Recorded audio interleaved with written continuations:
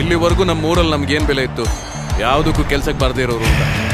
ಇಷ್ಟು ದಿನ ನಾವು ಎದುರಿಸಿರೋ ಅವಮಾನಕ್ಕೆ, ನೋವಿಗೆ ಕೈನ ಹಾಗೆ ಬಿಗಿಯಾಗಿ ಇಟ್ಕೊಂಡು ನಾವು ಹೊಡಿಯೋ ಏಟಿಗೆ ಊರವರೆಲ್ಲ ಚಪ್ಪಾಳೆ ತಟ್ಟಬೇಕು. ಸಖತ್ತಾಗಿದೆ ಮಗ. ಪಂದ್ಯ ಶುರು ಆಗ್ಲಿ.